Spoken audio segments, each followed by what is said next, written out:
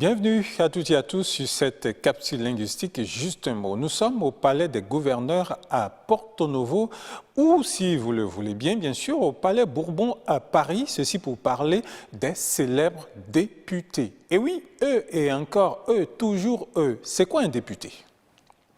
Alors, la définition la plus simple et la plus usitée, c'est bien sûr un membre élu d'un parlement ou une assemblée nationale, si vous le voulez. Et donc, député, celui-là qui a pris part à une élection politique pour le compte de l'Assemblée et qui a été élu, à ne pas confondre bien sûr avec le personnel de l'Assemblée nationale. Au Bénin, comme ailleurs, un député est un représentant du peuple. Ce peuple peut être considéré dans son ensemble ou régional. Au Bénin, le député est élu par une région qu'on appelle circonscription électorale, mais répond de toute la nation. Il y a au moins 24 circonscriptions électorales et dans chacune des circonscriptions, il y a un certain nombre de sièges affectés à la circonscription en fonction de la taille de la population locale. Le nombre de sièges va de 3 à 6. Cotonou seul constitue 2 circonscriptions alors que certaines circonscriptions comptent 4 à 5 communes pour 4 à 5 sièges seulement.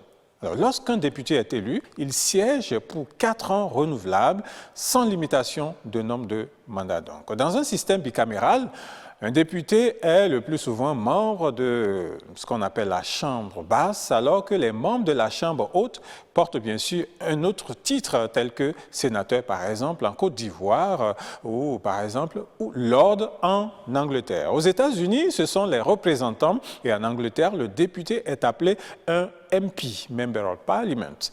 Au Bénin, sous la Révolution, les députés étaient appelés les commissaires du peuple. Ils n'étaient pas désignés suivant un découpage territorial comme aujourd'hui, mais suivant des subdivisions des forces vives de la nation. On pouvait ainsi avoir des représentants des organisations paysannes, des représentants des enseignants, et j'en passe. Mais depuis 1991, année de la première législature de l'ère démocratique, bien sûr, comme on l'appelle, on est revenu à la formule de député et une appellation honorifique, on dit honorable. Et donc, on peut entendre, par exemple, honorable Kodjo, honorable Yakubu, pour parler du député Kodjo ou du député Yakubu. Et au cours des sessions, les députés sont tenus, bien sûr, de porter leurs écharpes frappées de couleur nationale, surtout à l'ouverture des sessions ou à l'occasion d'événements ou de visites étrangères. Mais voilà, ce qu'on ne sait pas forcément, c'est que député ne désigne pas seulement un représentant élu du peuple et pas forcément en politique. En 1992, lors du congrès constitutif de la Fédération nationale des étudiants du Bénin, FNEB, il y avait une question préjudicielle et chaque entité devait se retirer pour réfléchir.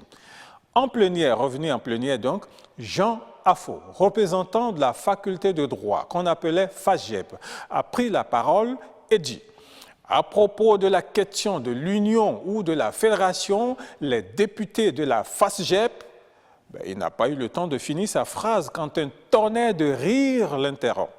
Eh bien, il a bel et bien raison, mais c'est d'un usage très rare. En littérature, un député peut être aussi une personne envoyée en mission auprès de quelqu'un. Personne envoyée pour représenter une autorité physique ou morale auprès d'un gouvernant, d'une collectivité avec une mission particulière à remplir, ou encore une personne chargée de représenter une collectivité, généralement une nation dans une assemblée délibérante.